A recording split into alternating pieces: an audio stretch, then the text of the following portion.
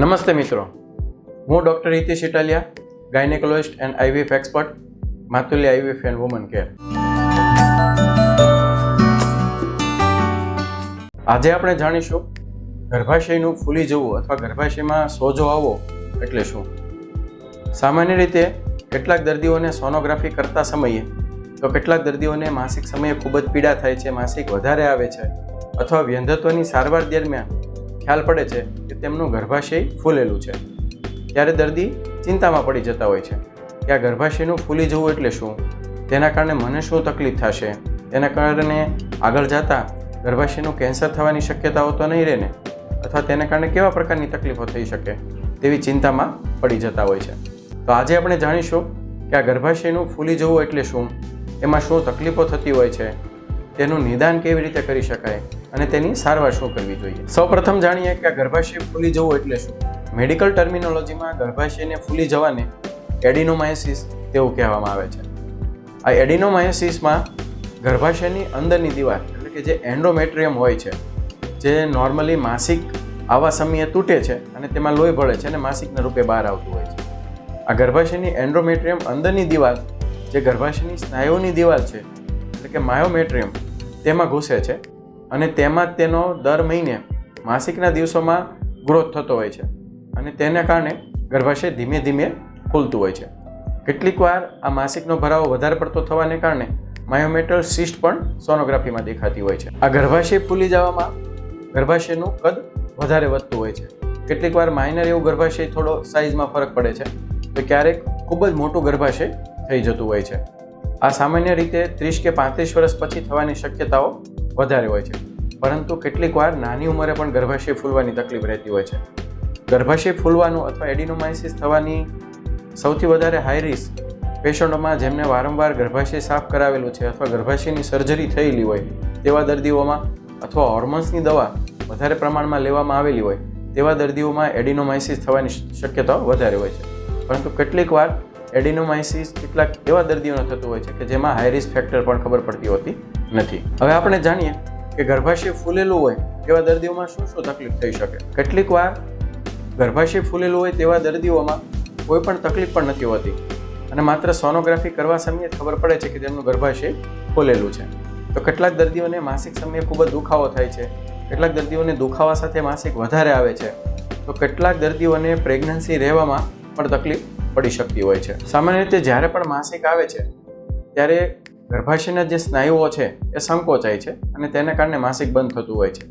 પરંતુ આ ગર્ભાશય ફૂલવાને કારણે એટલે કે એડિનોમાયોસિસને કારણે જે ગર્ભાશયના સ્નાયુઓ છે તેની રચનામાં ફરક પડે છે અને માસિકના સમયે તે બરોબર સંકોચાઈ શકતું નથી અને તેને કારણે નસો ખુલ્લી રહે છે અને માસિક વધારે આવતું હોય છે. અને આ વધારે પડતા સંકોચાવાને કારણે પણ માસિક સમયે દુખાવો થવાની તકલીફો વધારે રહેતી હોય છે. આ ગર્ભાશય ફૂલેલું છે તેનું નિદાન કેવી રીતે કરી શકાય. સોનોગ્રાફી એ તેનું નિદાન કરવા માટેની સૌથી ઉત્તમ પદ્ધતિ છે, પરંતુ કેટલીક વાર સોનોગ્રાફી દ્વારા ગર્ભાશયમાં ગાંઠ છે કે અથવા ગર્ભાશયમાં એક જ જગ્યાએ આ દિવાલ ફૂલેલી હોય ત્યારે કન્ફ્યુઝન થતું હોય છે કે આ ગર્ભાશયની ગાંઠ છે કે ગર્ભાશય ફૂલેલું છે. તો તેવી કન્ડિશનમાં અને ઓપરેશન કરવાની જરૂર છે તેવી કન્ડિશનોમાં તેનું પાકું નિદાન કરવું ખૂબ જ જરૂરી છે. તેવી કન્ડિશનોમાં MRI કરવાની પણ સલાહ આપવામાં આવતી હોય છે.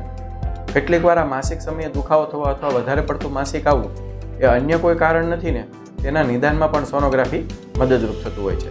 અને આ વધારે પડતા બ્લીડિંગ આવવાને કારણે દર્દીના લોહીની ટકાવારી ઓછી નથી થતી ને, તેના માટે હિમોગ્લોબિનનો રિપોર્ટ કરવાની પણ સલાહ આપવામાં આવે. વધારે માસિક આવે છે તેનું અન્ય કારણો જાણવા માટે હોર્મોન્સના રિપોર્ટ કરવાની પણ સલાહ આપવામાં આવતી હોય છે, જેમાં ખાસ કરીને થાઇરોઇડના રિપોર્ટની સલાહ દેવામાં આવતી હોય છે. ગર્ભાશય ફૂલેલું હોય તો તેમાં કેવા પ્રકારની સારવારની જરૂર હોય છે એ સમજીએ. કેટલીક વાર કેટલાક દર્દીઓને કોઈ પણ પ્રકારના લક્ષણો નથી હોતા અને માત્ર સોનોગ્રાફી દ્વારા જ ખબર પડે છે કે તેમને ગર્ભાશય ફૂલેલું છે.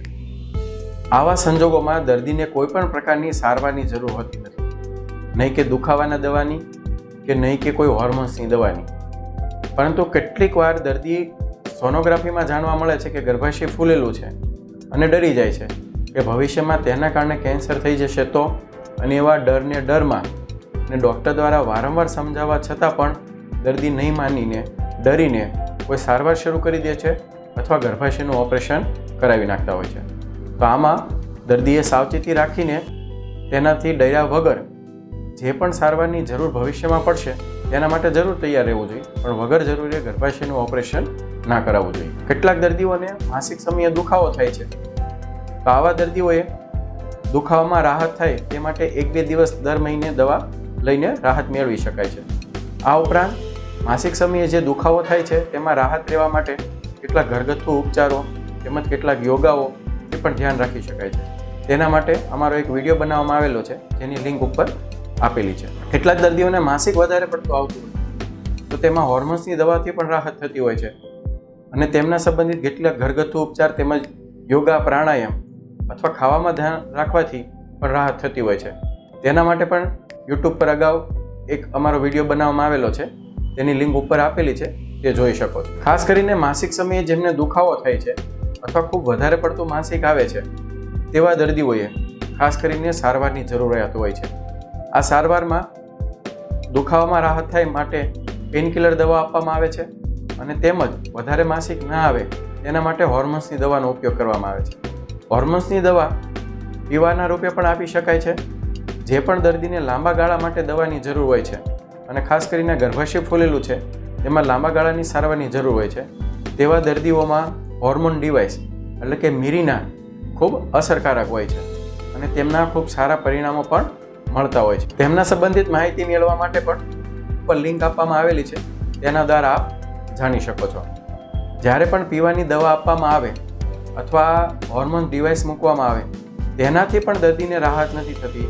માસિક સમયે દુખાવો સતત ચાલુ રહે છે, માસિક વધારે ને વધારે આવ્યા કરે છે, 3 મહિના રાહ જોયા પછી પણ રાહત નથી થતી, તેવા દર્દીઓએ ગર્ભાશયનું ઓપરેશન કરાવવું જરૂરી હોય છે. હવે જે પણ દર્દીને પ્રેગ્નન્સી પ્લાનિંગ કરવાની હજી બાકી છે અને વ્યંધત્વના બધા જ કારણો જાણ્યા પછી અન્ય કારણો ના હોય અને તેમાં ગર્ભાશય ફૂલેલું હોય એટલે કે એડિનોમાયોસિસ હોય, તેવા દર્દીઓમાં જો એડિનોમાયોસિસ વ્યંધત્વનું કારણ લાગતું હોય અથવા ગર્ભાશય ખૂબ જ વધારે ફૂલેલું હોય તેવા દર્દીઓને લેપ્રોસ્કોપી દ્વારા આ જે પણ ગર્ભાશય ફૂલેલો ભાગ છે તે નીકાળવાની સલાહ આપવામાં આવે છે, અથવા તેનાથી સારવાર કરવામાં ફાયદાકારક નીવડતું હોય છે. કેટલાક દર્દીઓને હોર્મોન્સની પીવાની દવા અથવા હોર્મોન ડિવાઇસ એટલે કે સળીથી પણ રાહત નથી થતી, અને દર્દી ગર્ભાશય નીકાળવાનું ઓપરેશન કરાવવા નથી માંગતું.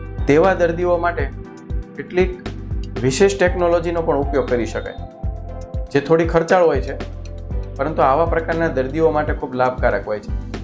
તેમાંની એક છે એબ્લેશન થેરાપી, કે જેમાં ગર્ભાશયની અંદરની દિવાલ બાળી નાખવામાં આવે છે, એટલે કે જે એન્ડોમેટ્રિયમ છે તેને બાળી નાખવામાં આવે છે.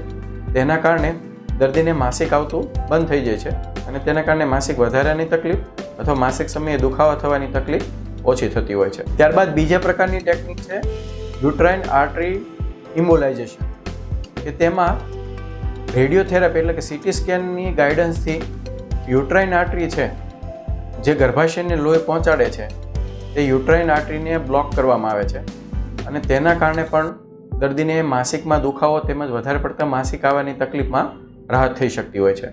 તો જે પણ દર્દીને સામાન્ય પીવાની હોર્મોન્સની દવા અથવા હોર્મોન ડિવાઇસથી રાહત નથી થતી અને ગર્ભાશય સાચવવા માંગે છે, તેમને આ બંને ટેકનિકથી ફાયદાકારક નીવડી શકે છે. તો આજે આપણે જાણ્યું કે ગર્ભાશય ફૂલી જવું અને તેના કારણે ભવિષ્યમાં કોઈ કેન્સર થઈ જશે તેવું ડરીને સીધું ગર્ભાશયનું ઓપરેશન કરાવવું તે હિતાવહ નથી.